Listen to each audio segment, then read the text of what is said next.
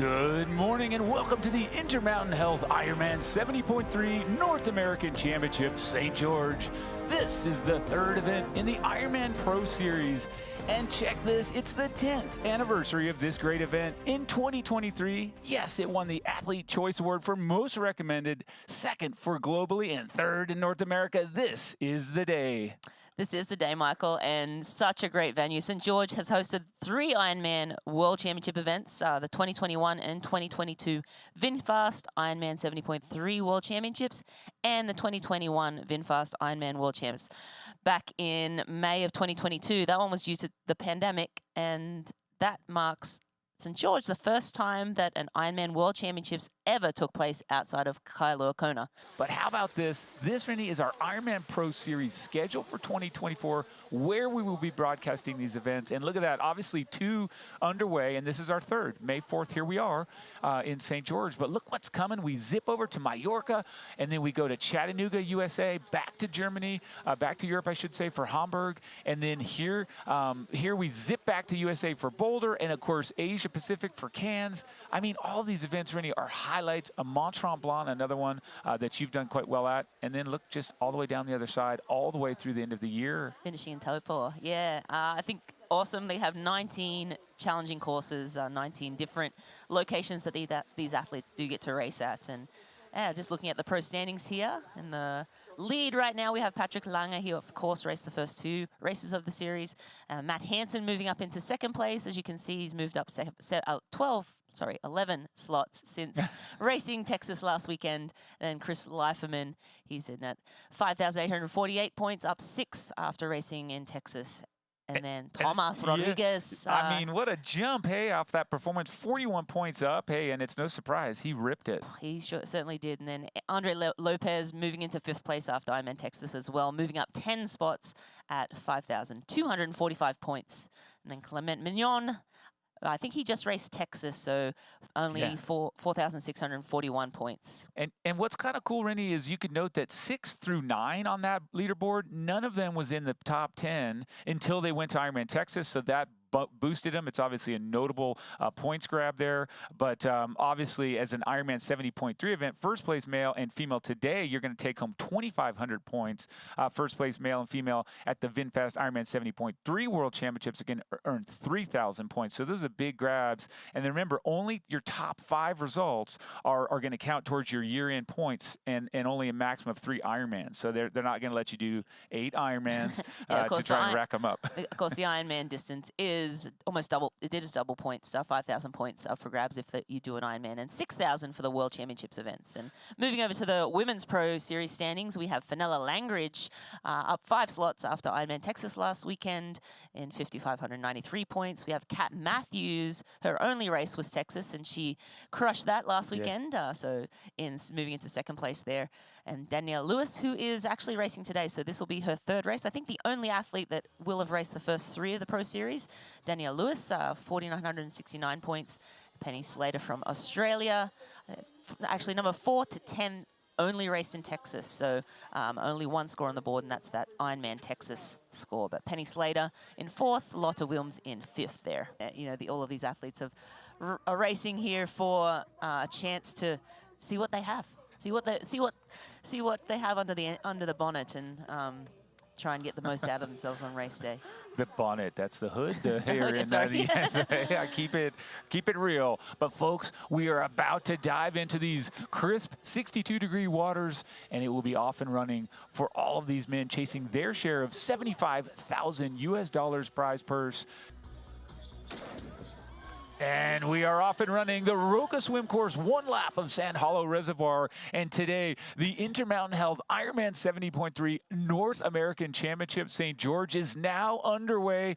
Marinda, that is the washing machine. That is the turbulent start that we are known for in our sport worldwide. People say, how do you do it? And these guys, I tell you what, they do not think of anything else but trying to find some clean water, find the draft, get in there, settle, and make it happen. So here we are with the women about to do the same thing, a smaller group, but an equally competitive group. Some headliners there. Of course, we talked about with Metzler, of course, Finlay, what a battle they had last year. And of course, Danielle Lewis, Salthouse, Jackie Herring. And they're underway here with the Roca swim course, diving into the water and taking after it exactly as the men did. In fact, perhaps a little bit better, I'll say, where you can see they're really putting the pressure on early, and they should. Absolutely, and you see the pink cap right there. That's, I believe, Ellie Salthouse. But you see as they jump in, straight away, athletes getting tangled in amongst one another, and it's inevitable when, you're starting a race amongst that many competitive people, but you just really don't want to be getting tangled up because obviously that's just slowing yourself down. It's slowing the athlete next to you down. So obviously that sorts out in the first 50 to 100 meters. But yeah, those first, opening few strokes are always, everyone's nervous, anxious, wanting to get, off to a clean start, but it almost never is a clean start in triathlon. What you really want to avoid, though, are kind of these unfortunate instances where you take a heel to a goggle or you accidentally dive inappropriately, the goggles just peel off. It typically you don't lose the goggles, but if you get water in, it could just be such a nuisance. And when you're trying to be at this top level, you don't want any of those little distractions and problems that you have to focus on. But here it is, Rennie, back to the front. It looks like they did close that small gap. Mark Dubrick just in front with immediately an athlete on his feet. We talked about some of these fellows like Dylan Gillespie, green cap, who's got a great swim. Really, it's going to take time to get down there, get close, get our spotters on the water to share the names of those athletes. As you could say, some of the men have a silver cap, and so they're just going to blend right in. Yeah, and we have the men here in the Roca swim course down in Sand Hollow Reservoir. They are swimming 1.2 miles. That's 1.9 kilometers, and it'll be one lap. And just looking down there, I see the green cap of Dylan Gillespie, as you were mentioning earlier. And actually, some of our partners are going to break. Just stay with us for a moment. And we're still here on that Roca swim course, one lap, and you can see these fellows just coming around that second of two giant turn buoys. Remember, the big red tetrahedrons, those are the right turns in this case, and then we have sight buoys every 100 meters in orange, and those bring you in. They keep you online. But the two turn buoys, very key, safely navigating and correctly navigating them this year. These men, a front-running group now of 4 athletes. Okay, so we did see 4, and then a little gap to the next 2. So we had a pack of 6. I believe it was maybe 7 here coming around, and they've got the run in here to T1. The question mark always in a race like this is, where's Sam Long? Where's Jackson Laundrie? These two typically really put the pedal to the metal on that bike and run, and so waiting to see where they come out of the water, how far back, what's the work to be done. Yeah, absolutely. We'll be keenly watching that clock as the lead men hop out of the water just to see what the deficit is. Sam Long, historically, a little further down in the swim and just stomps that bike. His bike strength is just unparalleled at the moment, and backs it up with a really fast run. Last year, he ran around a 1:12.40, so very fast run on a course like this. But yeah, the athletes in front too will be thinking, where's Sam? Where's Jackson? How much time do we have? We can't waste any time in transition. So being efficient in transition, always super important, and then just getting out and, trying to stay ahead for as long as possible. And you know what, Rennie? This is what I kind of love. All 4 of our seeded women, I say 4 of our color cap women right here together. Ellie Salthouse, of course, Kate Curran, and I love having that just side by side.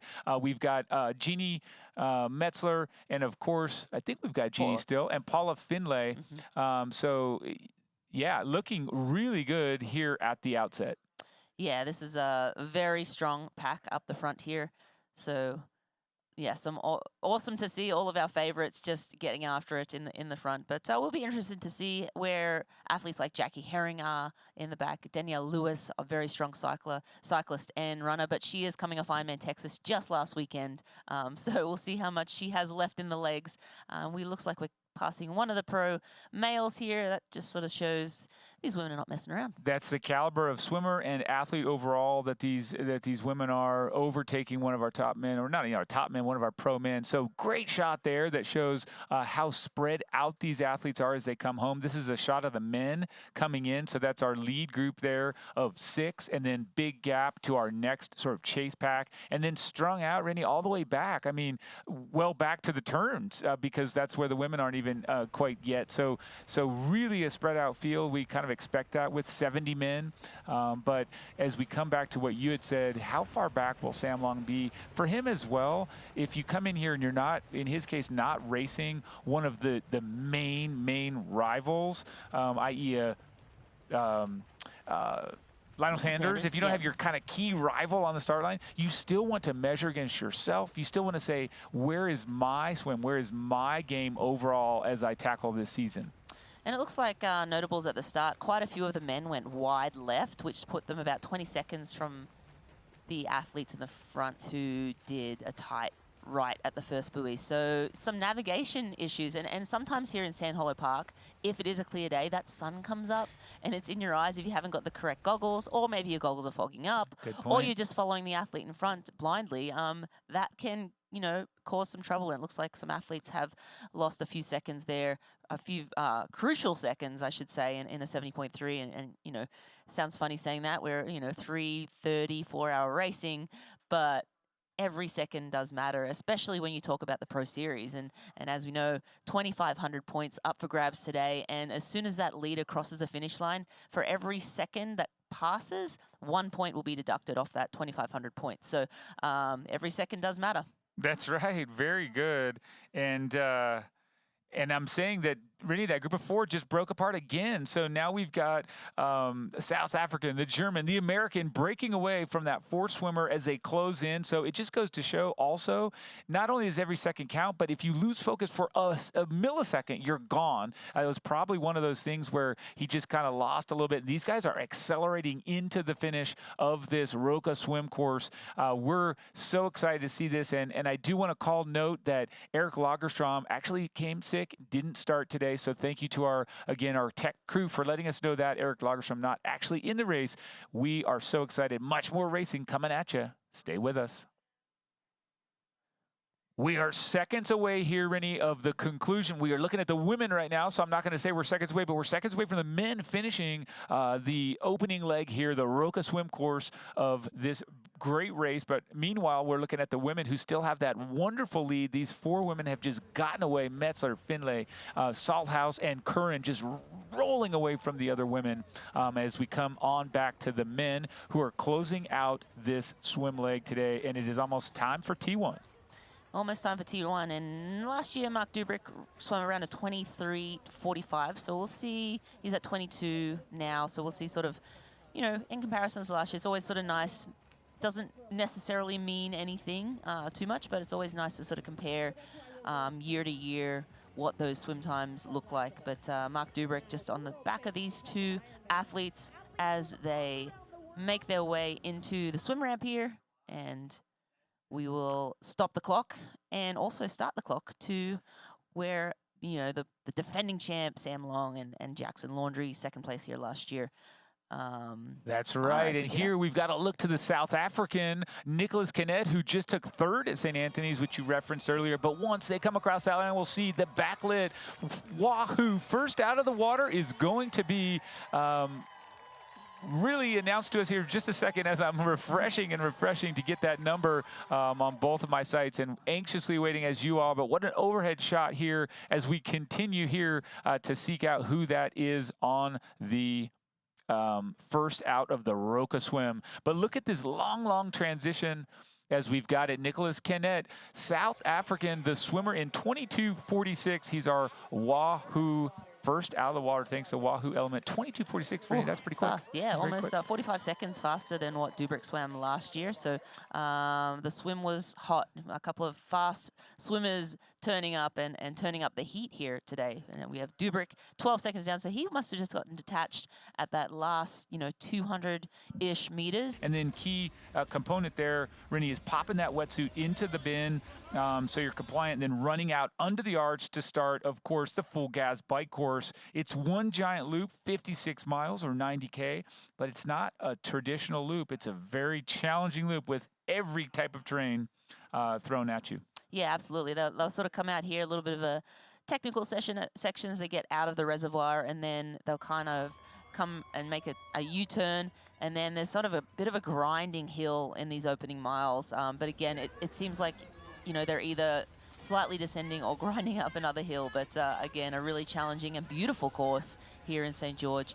And as we get the bulk or the main group of our men coming out now, and as we said, we're keenly watching for those Uber bikers to hop out. But again, a field of 70 men, so, you know, 4+ hour race, or for the men, 3:30-ish hour race.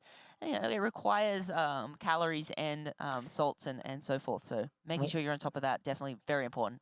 That's a really good point. I think it's overlooked because it can often feel cool and pleasant or perfect with dry weather. So excellent point. As we come back here and watch our lead women come out of the water of this Roca swim course, remember who we are looking for. F1, 2, 3, 4. We've got Jeannie Metzler, Paula Finlay, but take a look, Brittany, what have you got? It looks like we have Katie Curran and Ellie Salthouse. Katie taking a pull and sort of dropping those other two women, which then it would be Paula Finlay and Jeannie Metzler. We had a group of 4.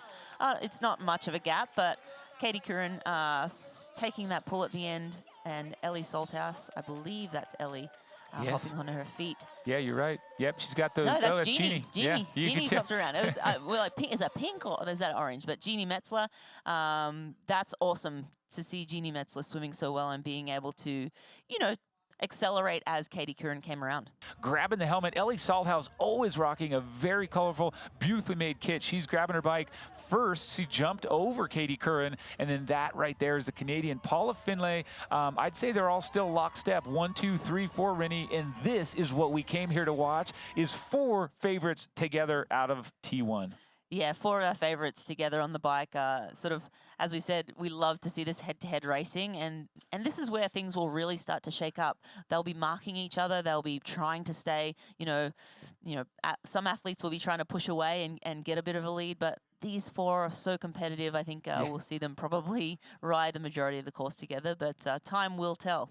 And so we had, of course, noticed that we were saying, hey, great job for Kate Curran to come out in that section of 25:46. Guess what? That is almost 2 minutes slower than Haley Chura's course record, 2021. Now, course records don't really mean anything but bragging rights. Yes. So you don't get bonus points. You don't win for that, but just something we love to note. And look at that shot. That gives you a little taste of that beautiful blue water sand hollow and the beginnings of that harsh and gorgeous red rock, the typical red rock and red sand that we see here in St. George. What a shot. Yeah, beautiful images down there of Sand Hollow and just coming out of the reservoir here, the roads out of the reservoir. Some, little, not really technical, but a few turns for the athletes to make. I remember at the World Champs, Ellie Salthouse had a mechanical right here. Back a couple of years ago, and she was just devastated because she was in such good form. But we are back with, that was Katie Curran on camera, and now we're back with Jackie Herring. I believe this is the lead of the second pack. So, of course, our Morton transition times, we're ranking them, and of course, there's nothing other than bragging rights here. But Sam Long, he came out fastest, 1:31. Nick Kinnett from South Africa in 1:35. There you go with his flag. And Dylan Gillespie, 1:35. Kind of a tie, but we'll put him in third. So thanks to Morton for sharing those transition times. And on the women, 3 fastest. Who are you seeing up there? Yeah, it looks like Ellie Salthouse making quick work, and Paula Finlay at 1:47 and 1:53, and then Jeannie Metzler 1:56. And that, just shows those 2 women knew that they had urgency through transition. They had a little bit of a gap, and they needed to close that gap so that they were going out onto the bike together. So thanks to Morton for those top 3 fastest transition times on the women's side. Yes, right on. And as we come in here and we look at Kate Curran, wow, she's crushing it. And I'll say this, some of our partners are going to a quick break, so please stay with us. here is Maximilian Sparrow from Germany, and he is sitting and probably able to look up and see just what you said if there's a flashing light. So here's where we'll call attention to everyone. When you see this camera shot, it is impossible for us to actually know exactly how spaced apart those three men are. They can tell, and if we get sort of parallel, or sorry, adjacent to them and looking from the side, you'll see it too. But it's a really cool thing. Go ahead. It looks like that might be an orange light, or it's not flashing. So I believe that means he's 17 meters behind. See the blue light? So that's how deceiving this angle is. That was an orange light, so he was 17 meters back. And it so looked cool. like he's sitting right on his wheel, right? Like everyone's looking at this saying, oh, he's drafting. No, he's back at 17 meters behind, and now you see an athlete. He was in the blue light section, so now he's gone into the red. He has 25 seconds to make that pass. And he will make that pass, and then the athlete, as soon as he is passed, has 25 seconds to drop back. So he has 25 seconds. You see the flashing red. That means he's within 12. And you see that athlete slowly, soft pedaling, moving back out of that draft zone. And now he's 17 meters back, basically, plus. So making sure to get out of that draft zone quickly.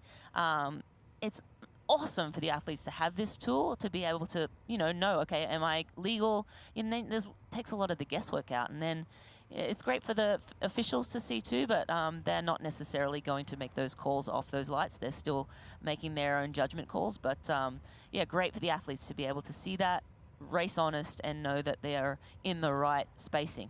Well, what a super cool tool, and it is admirable that Ironman has taken that on. It's admirable that the athletes have embraced and are using it. It's a tool, and it helps. So one thing I'll call to that dynamic that you just saw happen. So when we saw that, and this is where it's, I always say, very difficult in these opening 30 to 40 minutes, or 20 to 30 minutes, is that everybody's amped up and everybody's fresh.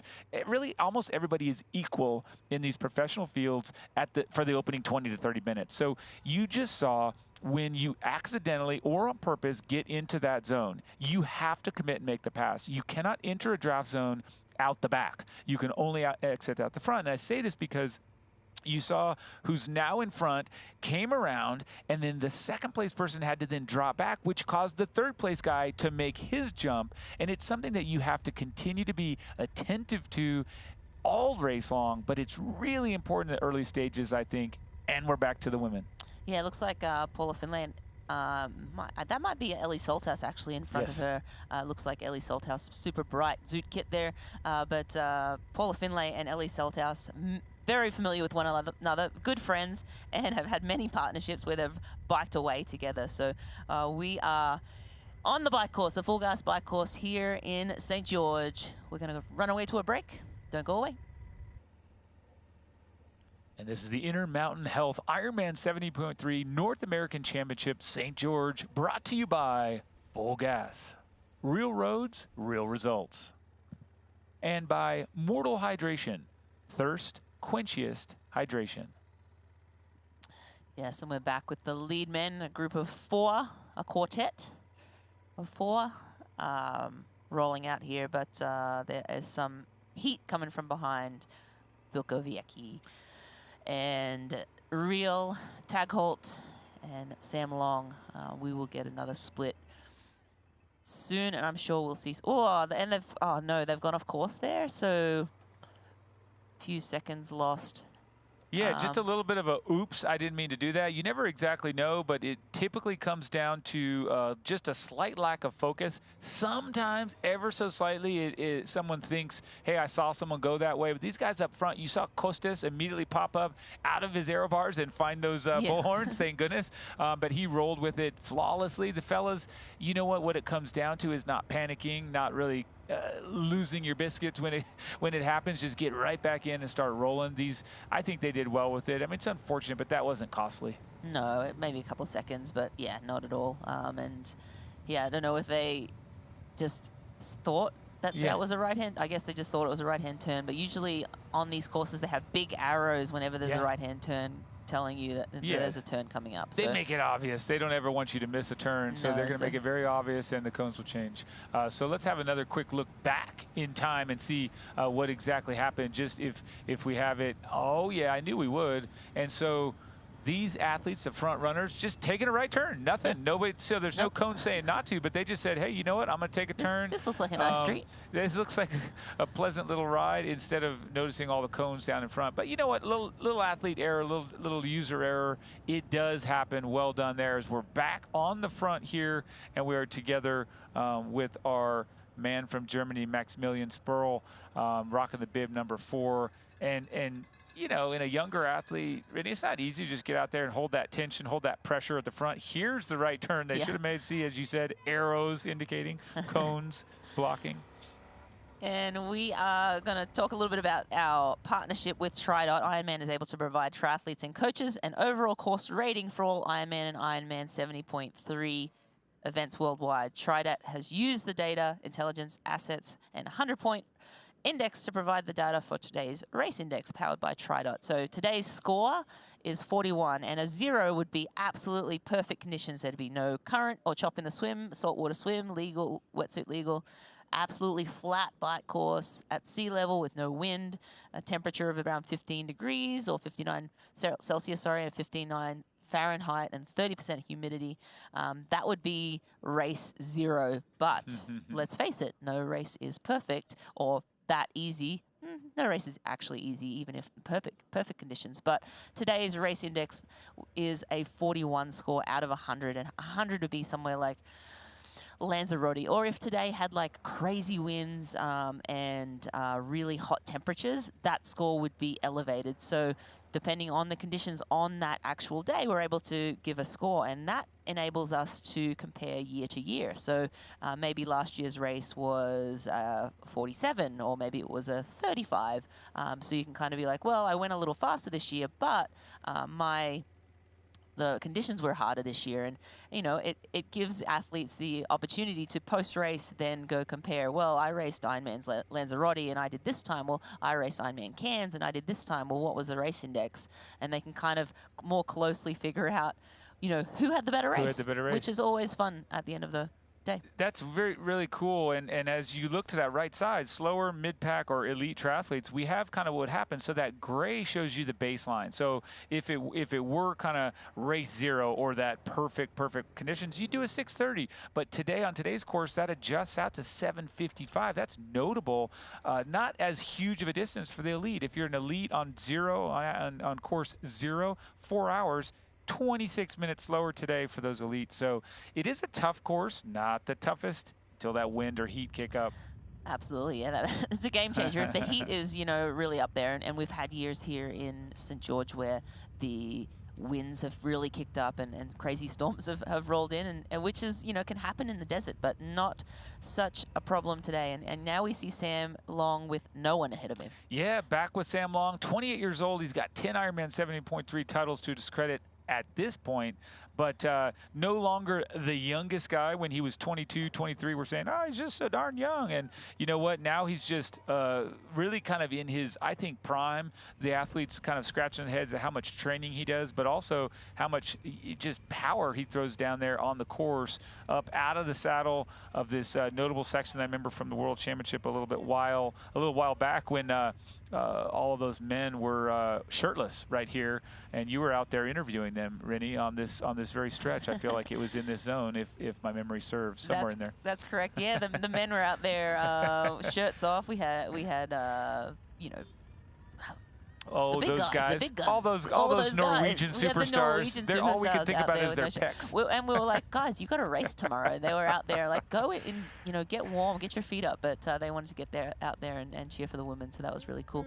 I'm wondering if this is Sam Long moving up to that group of 4, because you can see some motos up ahead and you can see some athletes off in the distance. I'm wondering if he is bridging that gap to the lead now. And as we saw at the last time split, he was around 144 behind, and we haven't had a new split since then. So I'm guessing that he might be moving up on the lead pack. I think you're spot on. I think you are absolutely on the money there. It's what he does. It's about when we expect him to do it. These athletes doing really well, trying to keep him at bay. But also remember, they lost what 3, 4, 5 seconds in that little turn snafu, so that accounts for some as well. But great stuff here, and we are with Maximilian Sperl up front here, still trying to hold that lead and dial it in, keep these chasers at bay for as long as he can, and it will be fun to see what happens once we continue to follow this full gas bike course, Miranda, and we will be right back, so please do stay with us. Well, Rennie, we are on camera here with Danielle Lewis for the first time today, this superstar that, yes, raced Oceanside, yes, raced Texas, and here she is continuing in our IRONMAN Pro Series with here in St. George. She looks fantastic. We talked about when will the legs kind of scream at you, what are you doing? Yeah, I mean, when will the legs scream at you after that Ironman too? I mean, that's the big question. That was last Saturday, so a week ago today, and yeah, she had a solid day out there today. She had a really solid race in Oceanside too, so that has her up decently high in her point standings. But yeah, Danielle Lewis, a very strong cyclist and really good runner. So I believe she, we've only had a time split around 12 miles. We are here now with Sam Long. And we are really, of course, always impressed with the man's effort. The aero position is great. And, of course, taking a look at our VinFast performance analysis. Right now, an hour 23 is when we think we'll see him roll through that next time check. And, of course, he's pushing along at an average over this last segment of 26.96 miles per hour. That's about, what, 41K an hour, would you say? It's fast. It's fast. I mean, yeah. And there will be sections where he's going a lot quicker. Obviously, that's sort of the average of the last little time split. But it'll be, more interesting to see what his average is overall. And he'll be well over 30 miles an hour on some of those downhills, 20 miles an hour on some of the uphills. So just a little glimpse of his pace for that last section. Well, because that 12-mile block, what you just said, it included the tough climb that he went up. The next tough climb, of course, is Snow Canyon. But that's a great point. If you're holding those numbers over that tough section, it's going to improve. 26 is going to put him, in that 212 for an overall split. And we know darn well he's not going to be finishing at 212. No, I think he was around 203 last year. That's right. So That's right. definitely, a slower portion of the course. And there are some screaming downhill sections where, 35, 40 miles an hour. Yeah, totally. 202 last year, 202, 32. You're so, very close, very close. From memory, but the accurate time was 202, 33. We'll see if he can beat that time. Yeah, this overhead shot here of what we just referenced, that beautiful Snow Canyon, beautiful to us because we're not riding our bikes up it. It is less easy to appreciate as you're going up that hill. It's quite tough, but it's a defining feature. Comes 45, 46 miles into the race. But once again, today, our race weather presented by Roca telling us, hey, that's pretty perfect. Still in those upper 50s or 14 Celsius. That's great, a little cool, but you're probably feeling great with your output. Yeah, and as we said with the race index earlier, humidity at 30%, temperature, that's like ideal conditions, as TriDot we mentioned earlier, the 59 degrees, the 30% humidity, the 2 miles per hour wind. That is nothing. So conditions here couldn't be more perfect. Obviously, the course itself is challenging without, heat or wind, but definitely really good conditions here today. Really good conditions and ripping it down here through one of these more residential sections. And one thing I notice here is just absolutely perfect road surfaces, very smooth, which is going to contribute to quicker speeds. People always talk about how tough the course is, but gosh, when you're saying 202, I mean, run the average. That's amazing. Really, just to hold those averages, it speaks to people's ability to have great technical skills, aerodynamics, and then just the good output, the good power going up these rollers, going up those long sustained climbs. So, I mean, is it pretty much, tell me this, what you're coaching now, obviously an extensive racing career, you're very in touch, you're married to a guy who was pretty good at the sport.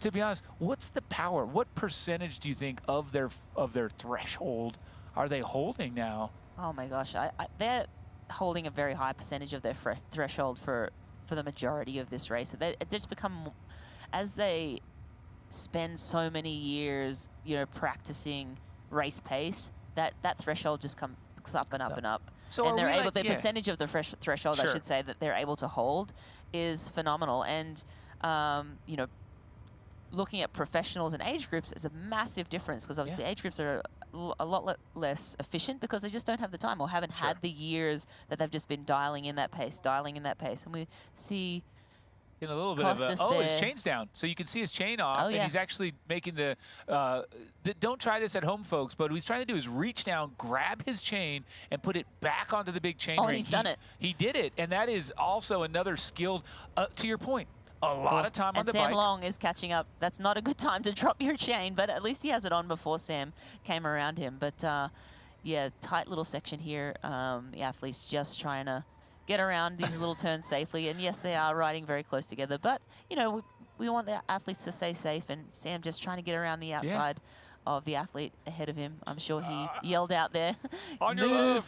I just have to give kudos there as we look at that big chain ring, and maybe he doesn't have a small, maybe it just popped right off, because I'm not seeing a big derailleur, so probably the one by up front. But either way, Rennie, this is something again that is he saved himself. So yes, Sam Long came through. Yes, he had no forward real progress, but he didn't stop. He kept rolling, was able to get down, put the chain back on the chain ring, and then get right back to it. Also, no panic, no, oh, I can't believe this happened to me. He just went with it. So again, a shout out to the Frenchman, Anthony Costas. That was just a really clutch move. So great stuff as we get in here with Paula Finlay, and we get to have a listen to what it feels like to be one of the best in the biz.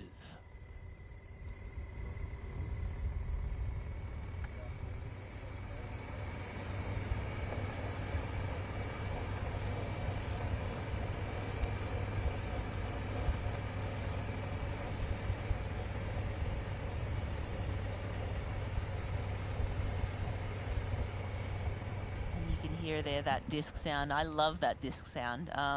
Even when she's just sitting, and you can hear it just kind of whirring around, and just not very quiet and calm is Paula Finlay, just going about her business, and we'll see, she might not need to take on any fluids here, but passing one of those, you know, pro males there, and doesn't look like she needs to slow down for any fluid, but Paula Finlay's so just still. Oh, she's so down. I want to say quiet. It's like, you know, she's just quiet in that there's no big movements. She's like, seems calm. She seems relaxed and comfortable in that position, which is really important. And, you know, cranking out big watts for sure. We don't have a new split from Paula, but I'm sure that gap is just blowing out now as she continues on this bike course. But, you know, always great to see Paula doing what she does best, and that's just crushing off the front. You're spot on. I love watching her on the bike, and it's just because she does look quiet, smooth. There's a case for, hey, I like to see all this energy kind of moving, and the body should move, but for me to look at just from the hips down, pure power, pure precision, and then the upper body, the head, the arm, just smooth and quiet. To me, it's lovely to watch. And you have to think that over the course of 4 hours plus or minus for these people, every little bit of extra energy, be it a kilojoule, you can't afford to lose it. So she just has that, I think, high efficiency. To me, it looks great. Yeah, absolutely. And as I mentioned earlier, it's years. This doesn't just happen overnight. It's so many years in the making. We are going to throw down to, actually, we have Matt on course, Matt Lieto on course, and he is down with Danielle Lewis. Thank goodness, Matt. Let's hear what you got.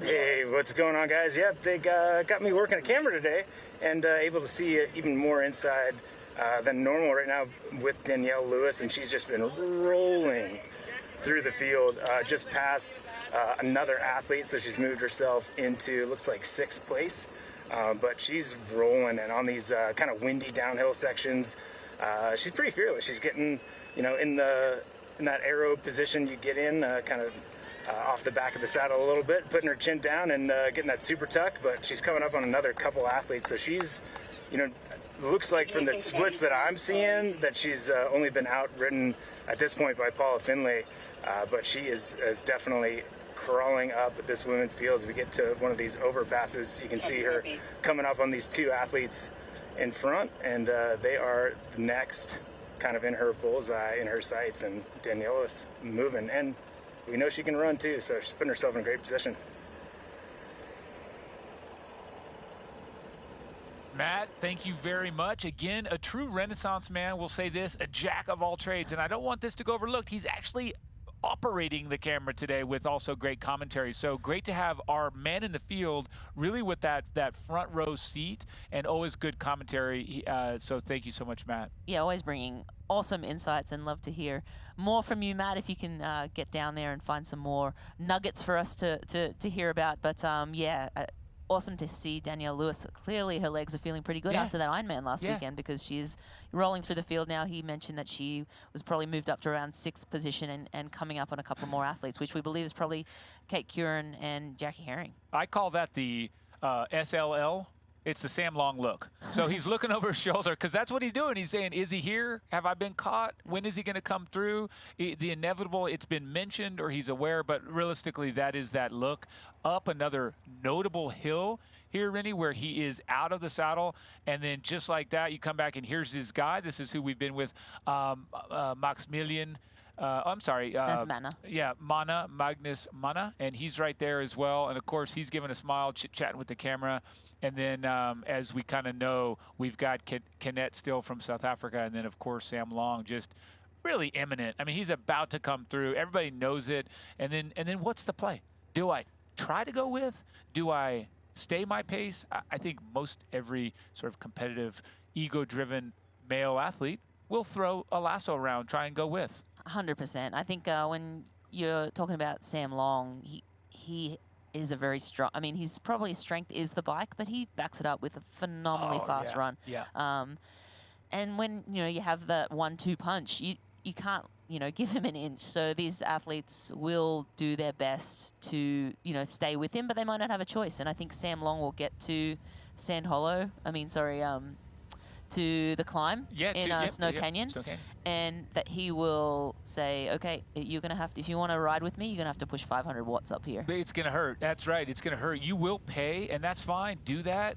But if we look back last year, just last year, Sam Long was able to come in here and do a 2:02, backed up with a 1:12, okay, and change. But if you're talking about a 2:02 with a 1:12, that was also what Trevor Foley did. Unfortunately, not here today.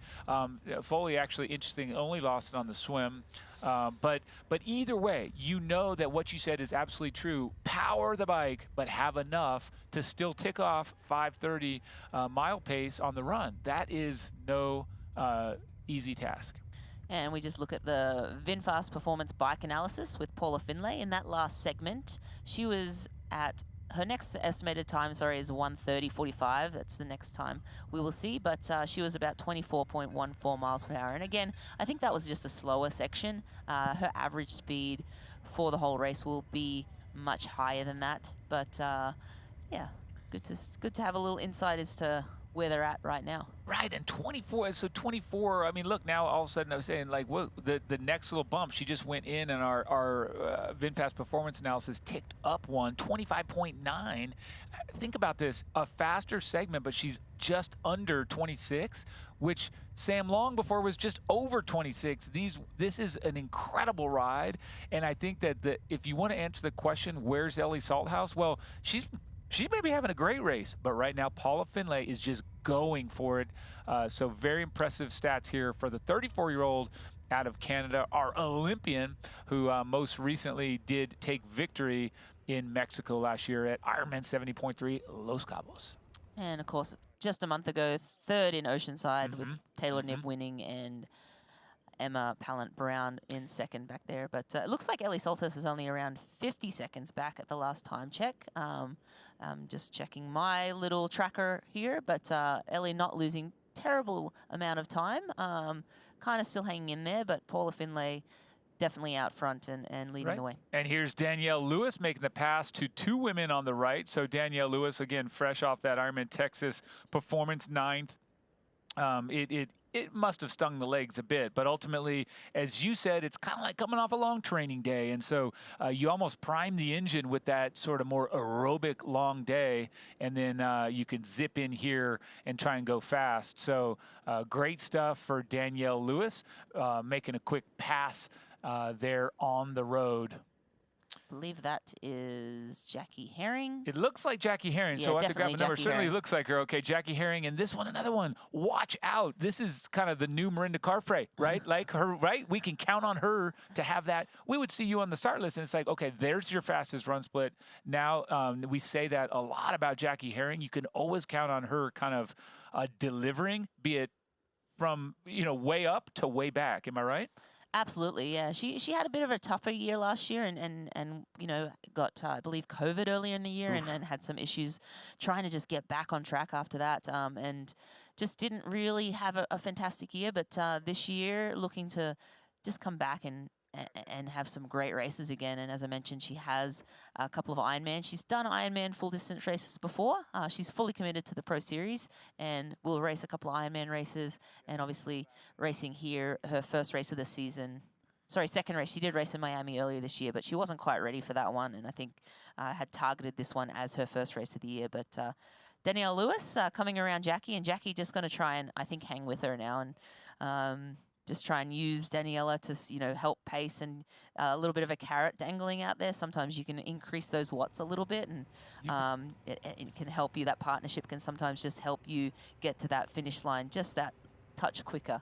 Yeah, and well said.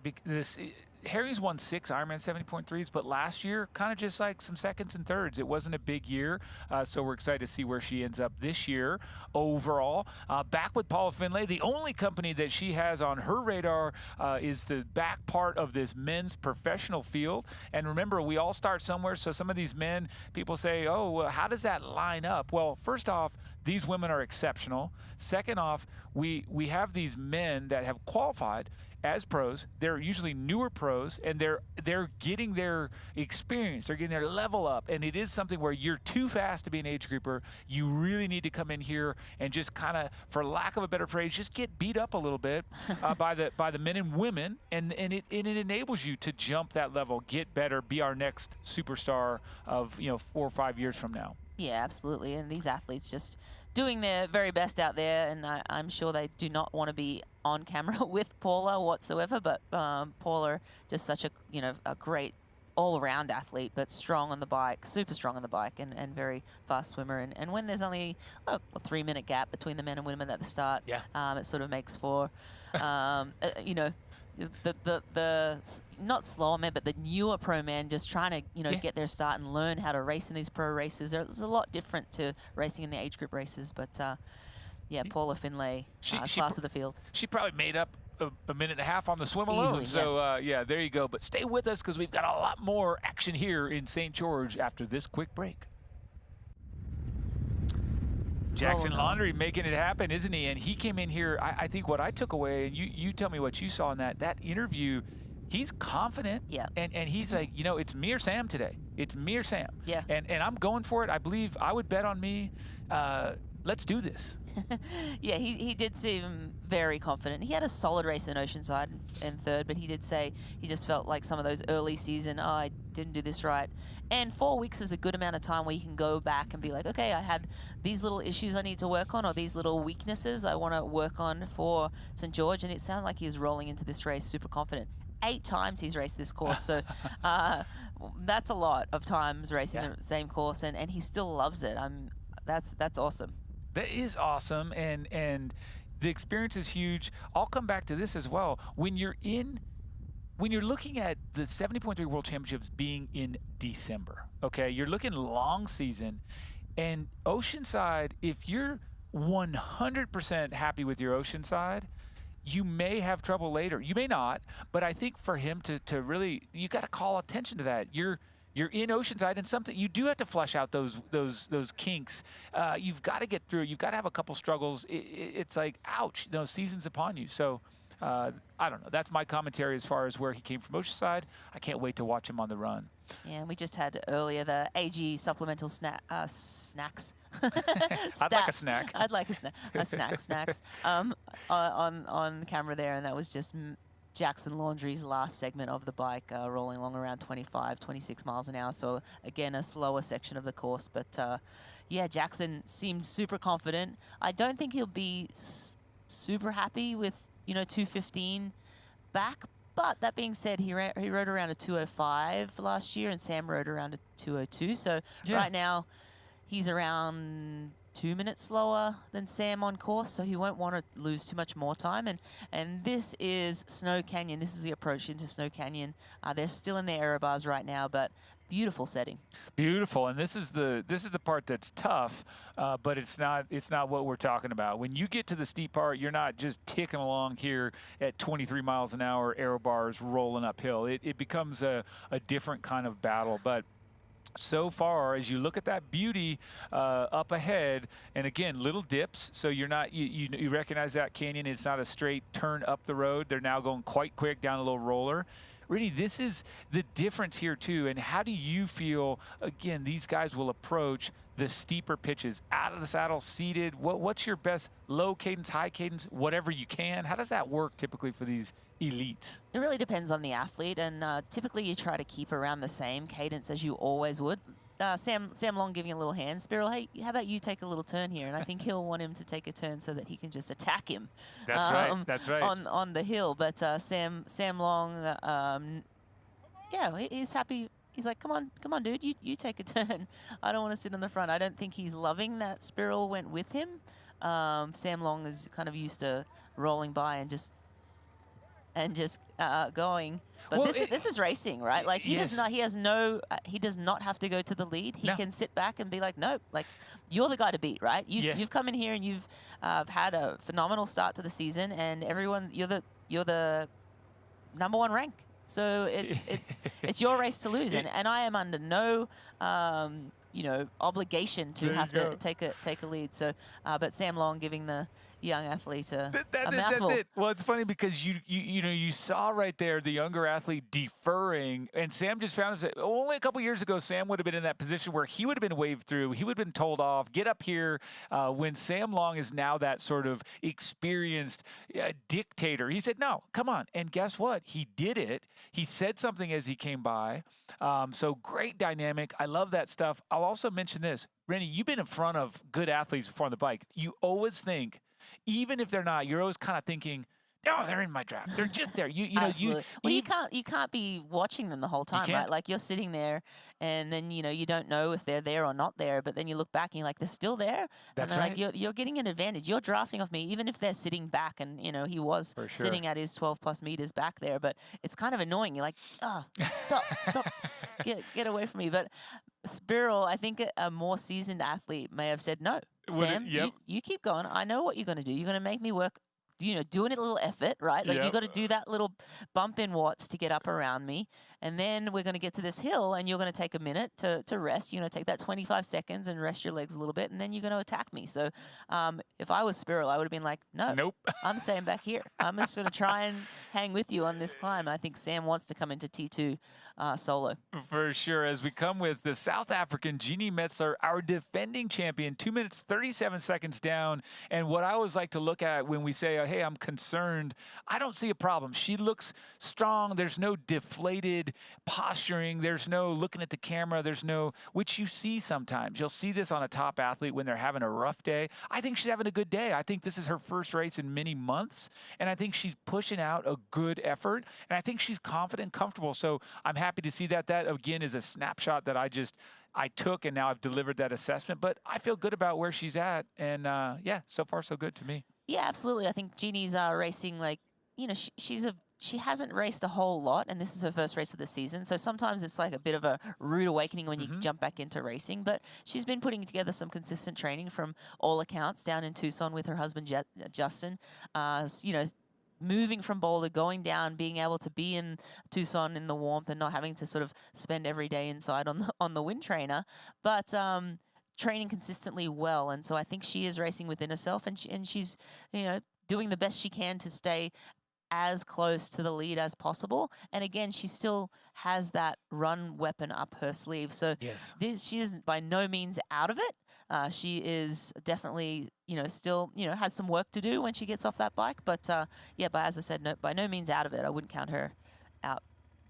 No way. And now we're back here with Sam Long up on the hoods there on the pad, sitting behind Spurl. And again, back to that cagey move that he pulled. I think it was also, I don't know, it was 100% calculated. It was a little bit more of in the moment, like, get around me, stop. But also knowing, to your point, had Spurl, if he were a little bit more experienced, he might have said, I actually know what's coming. And no, thank you. I'll try and sit back here. Either way, fun dynamics and a great snapshot of what it's like to be kind of making those on-the-fly assessments and calls as we roll through this beautiful section of Snow Canyon, at the top of which we will take a hard right and begin the descent into town, which can be a space where you make up or lose time. We've seen it time and time again. Yeah, absolutely. And I wonder here if Sam Long is just confident in his run and like, I just want to take a little breather. And not that you're taking a breather, like he's sitting 12 meters behind, but let Spurl take the lead and set the pace for a moment. Just take that mental break. I just have to keep up with him. And, even though they're going to be pushing extra watts up this climb, there is a decent descent. It's like 10 miles. It's a fair way where they're going downhill, and yes, they're still going to be pushing big watts, but they're not going to be able to push as many watts as they were uphill. So it's almost like a bit of a reprieve as they come down into town. So yeah, it doesn't look like Sam's going to try and attack. He's just going to let Spurl work his legs a little harder than maybe he wanted to, and come into transition and back his run. And soon we'll get to see the new gap, if there is a new gap, from Paula Findlay over Ellie Salthouse. It was 50 seconds at 25.5, or just under halfway. We're waiting to get that 39-mile split, 39.5-mile split. When we get that split, it will be very informative as to whether or not Findlay has extended to 90 seconds, for example, if she's just on a different level today. There she is, Ellie Salthouse, the Aussie. She looks great, as we said before, not having a bad day, not doing anything wrong, just plugging along at really a great effort. She looks super aero on the bike. Everything to me looks very dialed, and we've seen her across all of her 16 IRONMAN 70.3 wins. We've seen her excel across 3 disciplines. It's not like she's a one-trick pony, so that's great to keep in mind for the Salthouse fans. Yeah, absolutely. Salthouse, usually, she is strong across all 3, but I think the bike is definitely her strongest. But we haven't really seen Ellie, race in a field like this for a little while. So obviously since last year. So will be interesting to see what she has. Everyone goes away in the off season and they work on, maybe there's something on the bike you want to work on, or maybe it's aerodynamics you want to work on. Maybe it's I want to put in a really big run block. I want to do big miles on the run. I want to, bridge that gap to the Uber runners. So it'll be interesting to see what she has up her sleeve when we hit that run course. You have to imagine as well that she spends a bit of time on creative race kit design ideas. That's got to be something that happens in the off season. Come up with something awesome, and it will change. We'll see her later in Topa with a little bit of a different kit, so that's always fun. But just on the stylistic aspect of our sport, so a cool shot, Rennie, where you can see the helicopter up there is going to grab our pictures from that angle. We've got some behind, and of course on the ground motos getting that close-up shot, but really well covered. And so kudos to our team that is capturing this from a tech standpoint of video. Just a really keen eye. So I love it, and I love this perspective from above. Yeah, I love this perspective too. It gives a better idea of what the athletes have in store, and the how long the climb is, and just the beautiful backdrop of the red rocks and sort of the desert landscape out there in 70.3 California. She was 3rd, I think, on a good start to the season.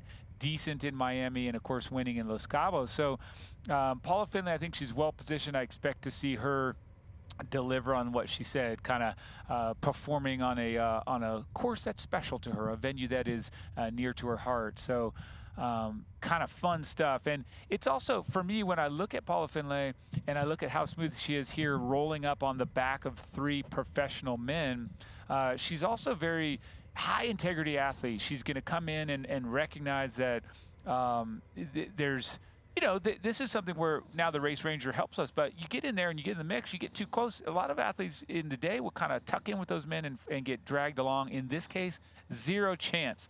Matt, now, Rennie, you are watching the man, the 28-year-old Sam Long, the veteran, so to speak here, the experienced American athlete rolling past the German Sperl and having some words. It was anyone's guess what he said. Perhaps it was a, hey, good work, thanks for the pull. It could be anything other than, hey, let's run away from these other guys. Let's ride away from Laundry, keep the pressure on, anything like that. But a couple quick words from Long to Sperl as we're in the meat of the Snow Canyon climb.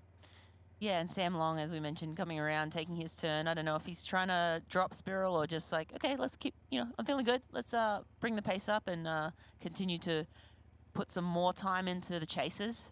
Sam Long just looking super strong as he always is. Again, this is his 5th race this year, so definitely rolling along well already in his season. But yeah, looking super strong. Rolling that disc up and out of the saddle now. That's sort of, it's hard to see the angle from the camera, but on course, that when you see the athletes get out of the saddle like that, that means that it is a decent incline that they're riding on. Sperl choosing to sit in the saddle and spinning along, but sitting back behind Sam Long now. It's good to correct myself, and when someone comes into my ear and says, by the way, Sperl is actually 30 and Long is 28. Good mention. I always correct myself. Stay with us. We'll be right back. Right back on the road here with Paula Finlay getting passed quickly by a male. But here's what we want to take a close look at. Our Canadian superstar off on the side of the road. I see him. Yes, I think you're right, Rennie. I think his chain dropped. Yep. He jumped down and popped it back on, but he's obviously having a little bit of a snafu with regard to the rear derailleur, perhaps, and he's getting that thing back on online. So definitely not a flat tire or something. He just had to get that chain worked out. Guess what? He didn't pull a Costas where he was able to get that thing up on while rolling forward. Yeah, and that valuable seconds there. That was probably a solid 30-second loss in time for Jackson Laundry, time that he, I'm sure, does not want to lose. But yeah, unfortunately, it looked like a chain drop, but it looked a little more complicated than that because chain drop, it's a quick put back on. And we saw Anthony Costas do it while he was rolling along, which was super impressive. And again, do not recommend doing that if you have not got the experience and confidence to do that, because you could lose a finger quite easily. You could lose something, and it could be a lot worse. But for sure, so. Again, a testament to how much time these guys spend on the bike, because when you're on the bike every day for hours and hours, and it realistically is, I mean, you could be on this bike as a pro athlete 25, 30 hours for some of your training weeks. That's a lot of time on the bike. Let's just say those would be big weeks probably, but I mean. Yeah, I know. I mean, I never rode that. Probably could have. Maybe that would have made that. Maybe that would have given you that 4th championship. That's what it takes, Mike. Don't Damn ask it. me. Now you tell me. Don't ask me. 25, 30 hours a week. A lot of the athletes are more like 15 hours on the bike consistently. But some big weeks thrown in there, and you just get so used to. It's like sitting on a lounge chair. I remember you told me that one day. No, my saddle feels like a lounge chair. Yeah, that's right. Like, mine doesn't feel like a lounge chair, so maybe I need more time in the saddle. But you wonder why I'm sitting on a bike seat right now. It is just due to that pure comfort. So stay with us, folks. We'll be right back as we watch these athletes tackle Snow Canyon. Stay with us. And now we are on that descent, that gradual highway approach into St. George, into the town, and Sam Long is motoring. And so here's what you can kind of assume. You're watching him. He's keeping pace with the cars that are on that outside lane. He's going to bomb it in there, and you could see sort of these signs indicating that it's almost time. You called it reprieve, so you can kind of let up. Isn't that right? With your power. Yeah. So it's not that they want to let up with their power. It's just that you kind of run out of gears. So you'll see Sam Long, he would have made sure he packed his big ring for that 10-mile descent, because you can lose time if you're spinning out too much. But, there's only so many gears on the bike, and he will, be spinning at a super high cadence, well over 90 in that biggest gear as he descends down into the town center. But the watts will come down. So while, you know, the cadence is up, the watts will come down after, you know, so there is a little bit of a reprieve, but it's not that they want to have a reprieve. It's just, yeah, and you see him just kind of coasting here. He's run out of gears, so he would have to be, what, over 120 cadence right now to keep up with the speed that he's carrying. So just sort of getting as aero as possible, taking a minute to rest those legs a little bit. But, yeah, he's still forging forward and trying to get down to the town center as quickly as possible. And you see that cadence way up there. And you see that chain moved all the way over to the littlest cog on the back and that big front ring. Definitely using all his gears. And in this course, you use every single gear on that bike with the hills and the descents. There you go, and what we're not seeing is company. It could be that Spurl is further back. It could be that Sam Long just has the art, because I also think what you said, figure out when to coast, figure out when to push, figure out when to hold that high cadence, because ultimately there is also an art to downhill, fast, ultra-quick riding where we can't all do it. So the same way someone can excel going up a hill, others can really maximize and take advantage of that. But right now what I'm seeing is Sam Long coming into town, about to wrap up this full gas bike course, and he is going to come into town. Don't quote me on this, but I think he's going to say, Buenos dias, St. George. Let's start running here and see if he can turn out a 1:12 or better run split today. Sam Long, really impressive on the screen. Yeah, really impressive. And this is, yeah, just the very last you can see on all the cones on the other side. I believe that's the start of the run as well. So, yes, that's the start of the run. You see those aid stations, they're set up for the run course. So the athletes will run straight back up here out of T2, sorry. But very interested to see if Sam Long is able to go even faster than he did last year. We see Sam Long come under that 2:01.14. Hey, we'll know pretty soon. Yeah, we definitely will. It's coming up to the end of the bike right now. He's just going to make a little turn down here into the town center and rack his bike. But yes, the final stages of this run come around this roundabout. That's right. Yeah, that's right. And so once you transition here into town, Rennie, it is going to be what we all know as the favorite part of the race, the run. It will be 2 laps of the Hoka run course. He's already undoing the boas, getting the shoes loosened up. He's got the calf sleeves on, which is something you can legally swim with, right? Compression over the calves, nothing on the feet. So he likes that. He feels that is his jam. Coming in here, he'll put the feet on top of the shoes. Of course, those of you that race the sport have done this before are well aware of what's about to happen, but anyone that's tuning in, getting to know this sport and start to figure out how you do Ironman and Ironman 70.3, well, guess what? If you can get those shoes and kind of begin the transition as you're still moving forward on the bike, it's a good time savings. So Sam Long about to show you how it's done. Yeah, absolutely. You want to get those feet out of the shoes and place them on top of those shoes, and it just makes for a faster transition. Then you're not having to run through transition with those bike cleats on, which is always a little nutty when you're trying to run through transition, slipping around with your cleats. And he will hop off right before this line, the dismount line. There you go. Stop his Garmin, very important. That's right. You got to have those stats and track them and of course, measure and compare. But first steps, I always love when Didi calls this the judgment zone. We get to see mostly in an Ironman, but here at the halves as well, you get to check out how they look, how they appear. Are they crunched up? Are they tight? Or are they feeling pretty good? I see this bike split. I can't wait to see. Unofficial. My word, the Wahoo Element Bolt 1:59.57. That is unbelievable. That's faster than what Sebi went. So that's a new course record there. Sam Long put down. No wonder there's some time being put into the men behind. That's phenomenal. No wonder Spurl is not with him. So no wonder he waved Spurl through. He said, you know what, go ahead, because something good's about to happen. Now, no socks, straight into the race shoes. Sam Long is also, he is not waiting around. He is basically saying, yeah, I think I know what Jackson said in his interview. He thinks he's going to beat me. Today, it is all Sam Long all day long. Out of transition already, Rennie. And total, he's 2 hours, 27 minutes into this race course, and he's already 50 meters into the Hoka run. Oh my word. This is cool too, because guess what? Often our best performances come when somebody is on your shoulder, right? In this case, he hasn't had that much shoulder to shoulder, side by side company. this man is going for it. And again, statements will be made today.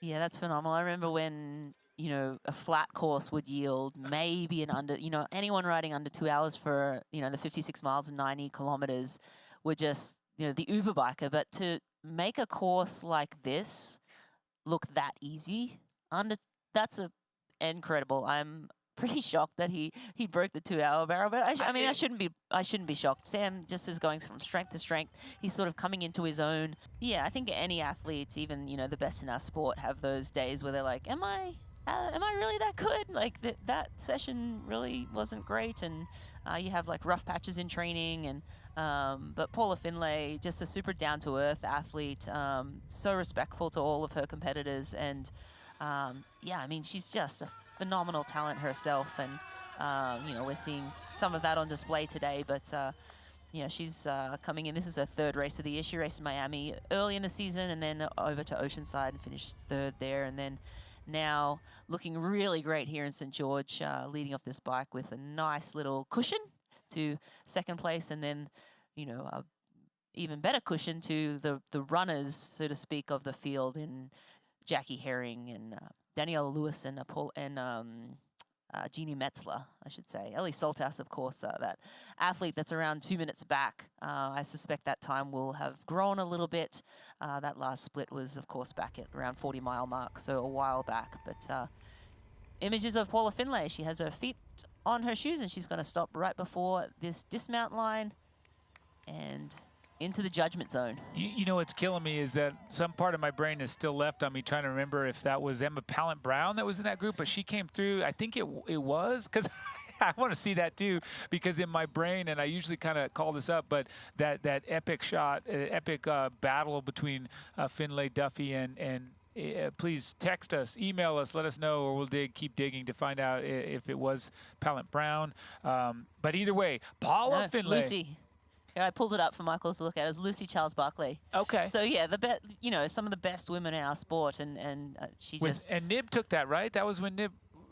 Yeah, so Taylor Nib was already up front, and that was the difference, is they were battling for second, third, and fourth. Well done, and then Pallant-Brown came at the end. What's your strategy on the run? Is this for the video? Yeah, what's your strategy on the run? I don't know, just hold myself together. What's my gap? You've got about 3 minutes. How are your legs feeling? Fine. So let's just see if she has anything else to say, but really cool to have a little brief interview from Paula down there in T2. It's funny. She said worst transition What way do I go? Worst transition ever. I agree. I agree. She has some time up her sleeve, so that's okay. We'll allow that, Paula. That was awesome. That was so cool to get some insight, and you know, it's funny. She's like, "Is this for the video?" That's like, the part I love. Do I filter this? How do I need to filter? Like, who's going to be hearing what I'm saying right now? But yeah, how your legs feel? Fine. Well, because in the end, when you talk, this is so funny, because the cameraman, we're always going to love hearing something and talking, and athletes will often give you something, and then it's like, okay, this is not licensed to continue the conversation. Yeah. I'm done here. We've got to focus. A 2:16 bike split brought to you by the Wahoo Element. Wow. That is incredible. With the American Jackie Herring rolling through a aid station. Here's how it is. Cool yourself first. I always like to pull this apart. Grab a Morton gel, take a hit of it, and then wash it with some water. Nope, water down the chest first. Finish the Morton gel, ditch the trash, down the jersey. So mostly what we saw there, Rennie, a little bit of fluid in the body, a lot on the body, and then, of course, a Morton gel for the calories and the lovely caffeine. We haven't had a look at Ellie Salthouse recently, and Ellie looks like has gone back out to just over 4 minutes, so running around the same pace as Paula Findlay. But I think Jackie Herring is faster than the other two on course. We also had Kate Curran. Matt mentioned that she was running really well, but behind Jackie right now.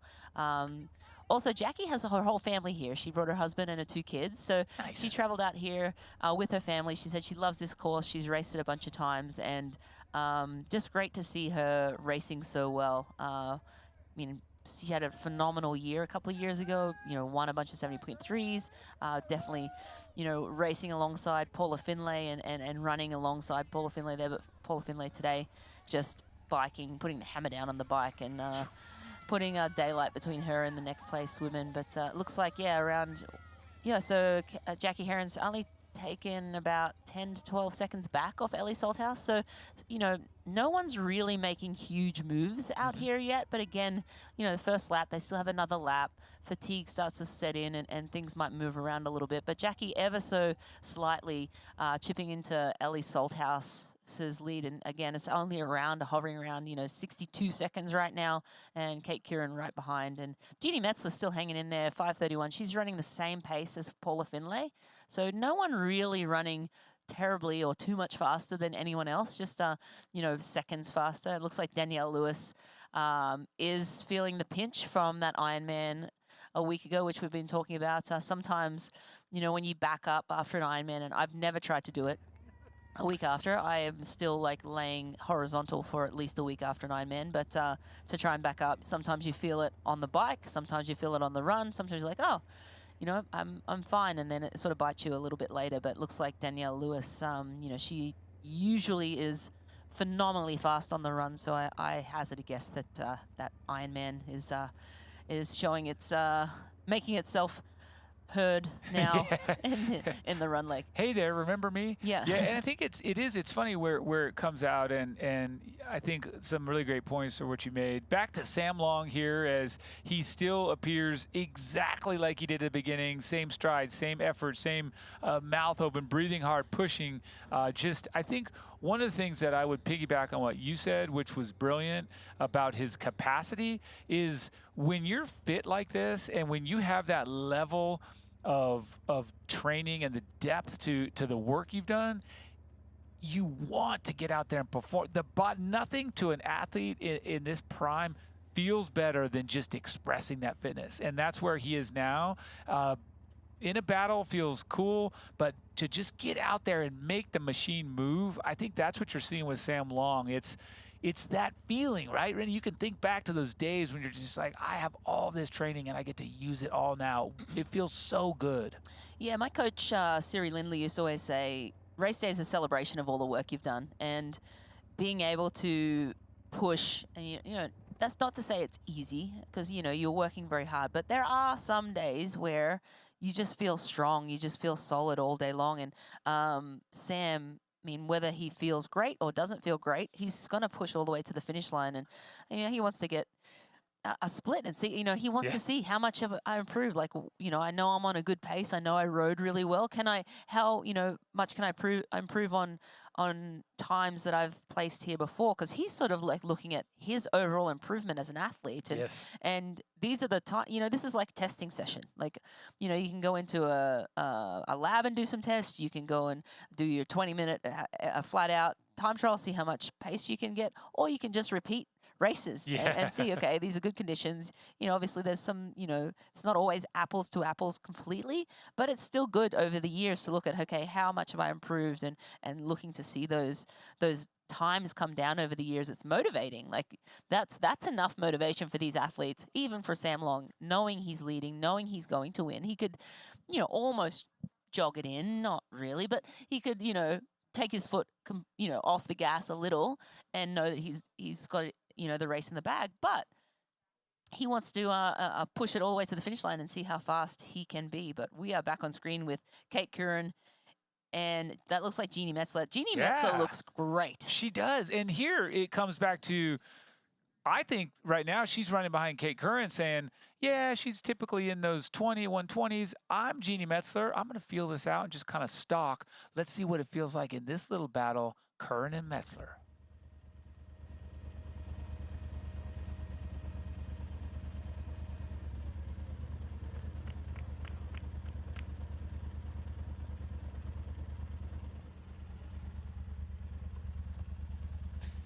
Just as she was stalking, as I kind of quieted up, she went for the move, and this is a little bit of a statement but also a little bit of an experience, accelerating, trying to put the dagger in. You know, I'm passing you. I'm Jeannie. I won last year. Goodbye. It probably won't be something she has to sustain for long, but Curran definitely feels that one where she's got to respond in the appropriate way. It looks like she is. Yeah. She's accelerating as well, matching the pace. Yeah, Jeannie did put a little surge in there, but Jeannie has to keep going right now. Yes. You want to run up on the shoulder of a competitor. I mean, and I spent a career doing this because I never was in the lead until maybe the end of the race. But to run up on your competitor's shoulder quietly. You don't want them to know you're there. Gather yourself and then pass with authority. You want to demoralize them. You want to make your pace that much different to theirs that they look at you like, there's no way. I'm not that caliber of runner. I cannot go with this athlete. That fifth place rather, was eclipsed by a third place at the Ironman this year. So let me get that straight. Fifth at the 70.3, third at the Ironman, and then he is coming in here in second place, going to be his best finish. But for now, all eyes are on the American out of Tucson, Arizona. Sam Long, hat is backwards, jersey zipped, and he's starting to count it. Say, what's my finish time? How quick will I be across this Ironman 70.3 race course? And he's accelerating in this last few moments of the race. So no letting up for Sam Long. He's gone for a fastest run split, I bet. Well, yes, his fastest, and also the fastest we've ever seen. 3:41 is our course record. 3:41 by Lionel Sanders. Can he take that down? You know, he's not far off. I think 3:41.11 could be in jeopardy today, folks, and that will be fun for that little rivalry to play around online. But here it is. Arms are going up, and without a doubt, we can say this man is our Intermountain Healthcare Ironman 70.3 North American champion, Sam Long from the United States. What a show. Yeah, that was awesome to see. 3:37.54. Unofficially, we're going to come to you here in a second, but Rennie, let me just say 4 minutes under the course, 3 minutes and change under the course record. What a day for Sam Long. That is simply incredible. I mean, we'll see what his run split is here, but I'm going to guess that it's very fast. 11, 12. But regardless, under course record, this race has been around for a long time. There's his wife, Laura, and son, Leo. Yeah, for sure. We'll see it flash across the screen soon. But when I was talking a little bit of trash earlier about, hey, you wouldn't catch Jan Frodeno, well, I tell you what, I'm pretty sure he came darn close to getting that mark. There it is. The Wahoo Element rival tells us he stopped the clock at 1:10.46. 1:10.46. 2 minutes faster than last year. Just a minute off the record, but really unpressed. I mean, he did this incredible record-breaking time, Rennie, with no contact. No one was on him. No one was on him, and he just did it on his own volition. Just, I want to go and see how fast I can run today. And you saw that. He just was like, I feel like I want to push today. I want to see how fast I can go. And that's motivating.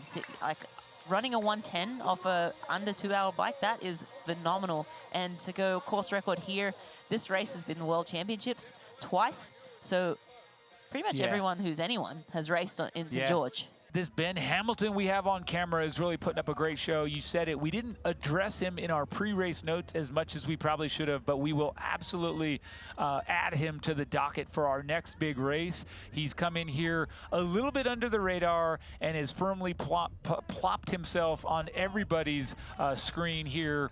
Pay attention to this guy. 24, going on 25 years old. Ben Hamilton, the Kiwi, he is up and came. Yeah, absolutely. And we have possibly some movement behind Ben Hamilton. No, this is Ben Hamilton moving up on Cornette. We had Hamilton in second, but Cornette looks like Cornette may have made a pass at some point. But so a lot of movement still in the men's race. Unless, is that correct? What I'm seeing here on screen? This looks like Cornette in front of Ben Hamilton, and it looks like Ben Hamilton making possibly the pass here. So we will watch as the action unfolds, but Cornette definitely... Strangely, perhaps we had a glitch because it does look like that, or did Cornette come back on... Yeah, the gaps were substantial though, so there may be some problem with the timing. Hey, here you go. Here's this. Okay, is there we Ben go. That's Hamilton. Ben. Thank you very much. And this is what his brother's Hamilton. telling me. There we have him across the line, the fusion suit, white suit. Ben Hamilton taking that second place. What we had before Was Costas and Canet. Thank you so You're much. right. We weren't completely crazy. We just got a little bit mixed up at the end. So our apologies here from the studio, as what we were saying was correct. Hamilton just wasn't on camera for a bit there. And now stopping the clock with an impressive time still. And take a note up there on top. Rennie, this is a fun little thing where you see that clock ticking on the right side and the points disappearing. So this is real-time action once Sam Long got across the finish line. Those 2,500 points that he took start to drop, and this is what's on offer. Now we're under 2,000, Rennie. A little bit more on that. Yeah, I was just going to say Sam Long didn't know favors for his competitors there, taking that maximum amount of points. As soon as he crossed that finish line, the points start to drop. And as we mentioned, it's 1 point per second. And so at 7:36 behind, Ben Hamilton was in the low, very low 2000s points. He'll add to his list as he accumulates those points throughout the season to try and place in the overall Ironman Pro Series. But a phenomenal race from Ben Hamilton. Again, that pass we saw earlier was between Costas and Cornette, and we believe Costas moving into third. So both in the finish chute right now. Oh no, Jackson Laundry come up. Yes, that is a phenomenal run from Jackson Laundry. He obviously had that little technical difficulty, had to hop off his bike, and he said possibly his derailleur came off, his front derailleur maybe, but he was messing around with his chain and had to really just lay it all out there. Finished in third place today. He does not look, fourth place today. He doesn't look happy, not quite making the podium. Well, crazy effort there. And so you're looking at Hamilton and Laundry both really laying it down to make big moves, finishing with 113s respectively, each one in the 113, Rennie. But listen to what I'm saying. 113, that just puts in perspective. Those runs still do not compare to the wicked 110 that Sam Long put out off that record-breaking sub-2-hour bike ride. So you also did notice that he was jogging back and up and down the finish line at the end to get some credit and love to the crowd. Congrats, Canet. Obviously worked over by losing that last spot in a sprint to Laundry. But what a day of racing so far for our top five, keeping us guessing and wondering. One of the coolest things of Ironman racing, Rennie, is just sharing the course with your stars, with your celebrities. You get to high five them while you're racing. And really cool, Paula took the time to give a high five to one of those young fans. I think that goes a real long way. Like, you don't realize, the little eyes that are watching you when you're out there racing, and to, obviously Paula always carries herself so well, so professional, but to take a step to the side there and give a little high five to a young fan, it just goes a long way. They're gonna, remember that, and, in 5 years they'll come back and probably race Paula and be like, remember that time you gave me a high five? And Paula's like, no, but so either cool way, that you had, the motivation to now, possibly be a future star in our sport. So really cool to see that.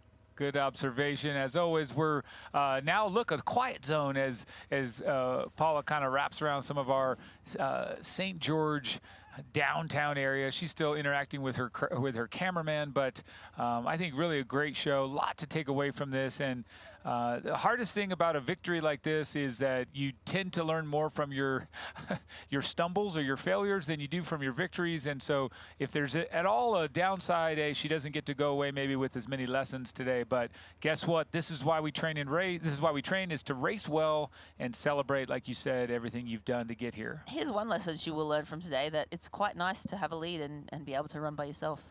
4-minute lead. Just ride off the front all the time, and then you'll be able to enjoy the 21-kilometer run rather than, battle through the whole way. That's maybe one lesson she'll take away from today. Yeah, but, do more of that. Just keep doing that. Easier said than done. Absolutely. No, she definitely worked very hard on the bike, and still working very hard now on the run. And as we mentioned, she's running the same pace as most of the other women. I think the only one that's a little quicker is Jackie Herring, and we're getting another split now. It looks like Salthouse has blown that lead out. Well, not blown it out. Now it's around 25 seconds, so she took back a few seconds off Jackie. So either Ellie felt the heat coming Yeah. and was able to pick it up a little bit, or Jackie's, starting to fade. But either way, still 25 seconds. Jackie still has Ellie in her sights, but Ellie does not want to relinquish that second place, and nor should she. Worked very hard solo out there on the bike all day, and now just trying to hold it together for these last mile or two into the finish line. Now, not to crush you on the jock math, but I would do this to Dee Dee or Matt as well. 27 seconds actually is that difference. So I'm just, flexing my muscle here. But no, really, it was 21 before, and now it's 27. So 6 seconds. You're spot on. Great point, because I think what happened was Herring's probably still the same, and what we were saying, it didn't help that she could see her. Salthouse is like, not today. And if you catch me, is going to be in the chute. We're going to be sprinting. So I am excited to watch that, because they have to do what you just saw, that out and back leg. And so they'll get a physical split. They'll get a vibe. They'll get an energy. They'll see each other. So that's coming. But for now, it is all about the Canadian Paula Findlay coming home. And Rennie, today we have a brand new Intermountain Health IRONMAN 70.3 North American champion. She goes by the name of Paula Findlay. Congratulations to our champion today. So awesome to see Paula cross that finish line in first place. 4:09:30 unofficial time there, but still very fast racing from Paula. And as she crossed that line, as you see to the left of that time is the points, and the seconds are starting to tick off now. And as soon as the next athlete finishes, that'll be their point score as well that they'll add for the end of this, the end of the series, to see where they rank overall. To be cool, what a fun feature, and to have it live. So Ellie Salthouse, we're on the road with her, and again, she looks like she's getting faster and faster with every footfall. She knows the gravity of the situation. She knows that it's close, but she is just racing into it, and I think here going to take a right turn, and eventually she's going to have that. Yeah, here it is. Sorry, this is the U-turn. So take a split, and she gets to do the same. Look good, play the poker face. What's the play here? Yeah, I mean, at this point, it's so close to the finish line. Just run as fast as you can to the finish line, and that's not Jackie. We're still waiting to see. Look for that red kit, yeah, that pinky red kit of Jackie Herring. But I think it looks like Ellie's probably increasing that gap again. That's Jackie right there. Hiding out on the side of that, not hiding out, but, she was obscured from our view, but from that age group athlete, you're right, it is a little bit more pink than red. But Jackie also not giving up, but you see a little bit less vertical oscillate, a little bit more of a flat run. She's given it all. But this one here, Ellie Salthouse from Australia looks to be the one that's going to hold on for that second place, a fight to the end, but I think she's got this. It looks like she's got it, yeah. I mean, and this close to the finish line with, 27+ second gap back to Jackie Herring. Yeah, I mean, I think at this point it'd have to be a cramp or something that would take her out. But, she is so close to the finish. She's going to make that left-hand turn and run into the finish chute and join her friend Paula Findlay, the winner for today. And this is why the Aussies, Ellie Salthouse, has more Ironman 70.3 titles than anyone else on this start list, because she can fight. She knows the distance. She knows it well. But second place today, our North American Championship runner-up, is going to be Ellie Salthouse. A big congratulations goes to this young lady from Australia. Ellie Salthouse from Australia, yes, finishing second here today.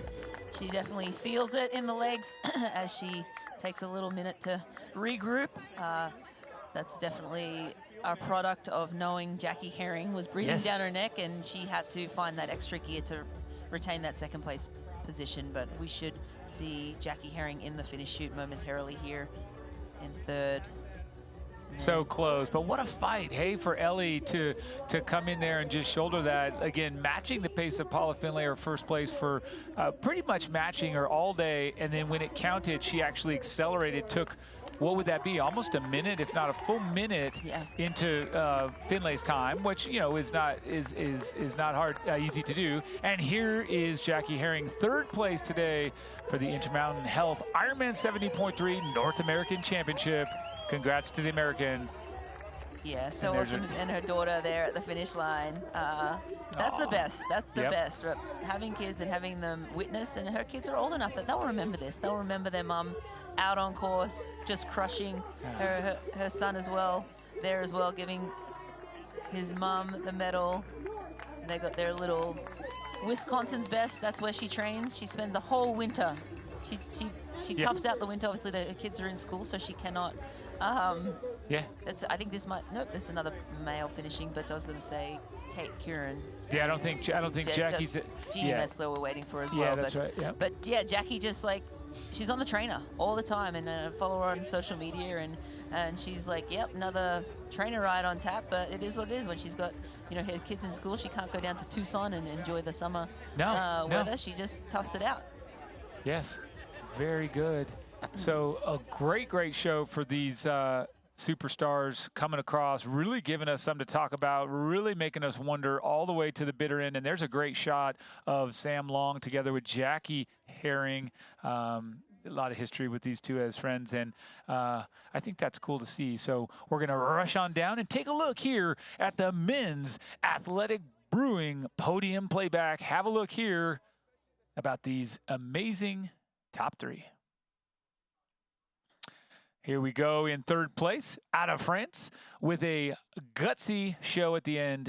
Anthony Costas. He did come 3 hours, 48 minutes, and 19 seconds, taking that bronze medal. A job well done. We know he left it all on the course. In second place, out of New Zealand, Ben Hamilton, who stopped the clock at 3 hours, 46 minutes, and 52 seconds. What a show for the young 24-year-old Kiwi. And then today, again, our winner, the champion of our event, the Intermountain Health IRONMAN 70.3 North American champion. He swam 26:03, biked 1:59:57, and he ran 1:10:46 for a total time of 3 hours, 39 minutes, and 17 seconds. Out of the United States, your champion, Sam Long. And they're going to enjoy, maybe not enjoy a little athletic brew. Some photos first. First a little picky before they start drinking and pouring the beer. I think that's a good-looking shot there. Yeah. And here we go. Rennie, take it away. And we are going to welcome up third-place finisher, Jackie Herring, in 4:12:50 today. And in second place, representing Australia, in 4:11:56. Pretty close finish there between Ellie Salthouse and Jackie Herring. We are going to welcome Ellie Salthouse in second position.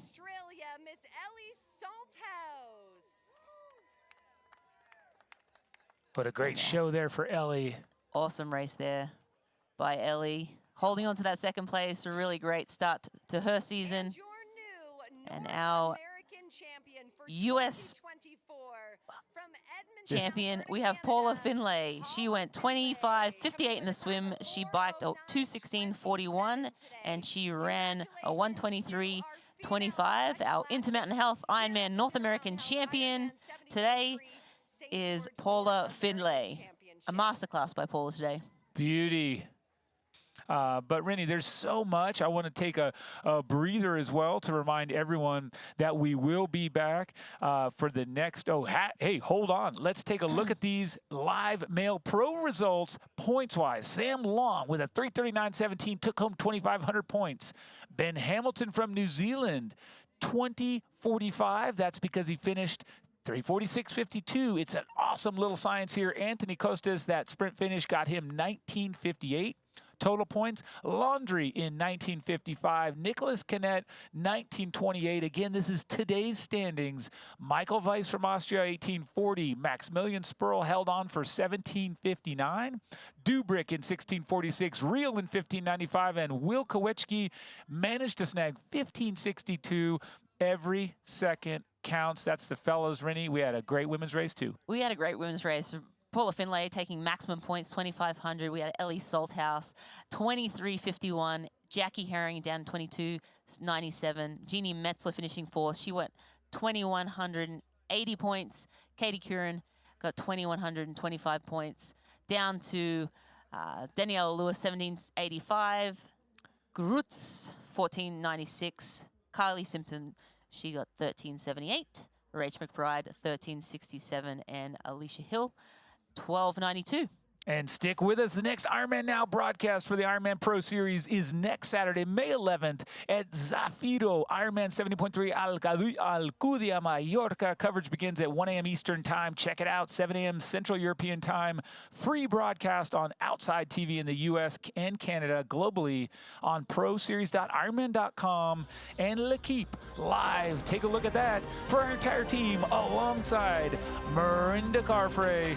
I'm Michael Lovato. Enjoy the moments and images of today's race.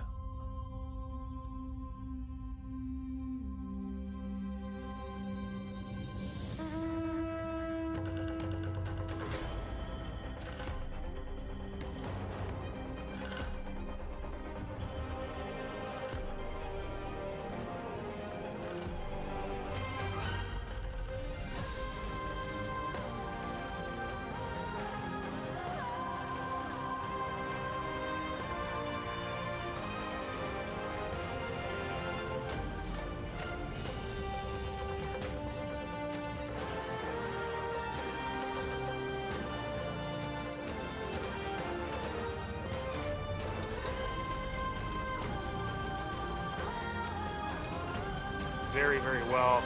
Looks to be about 4 minutes behind Paula Finley, and she's got a group behind her about a minute back.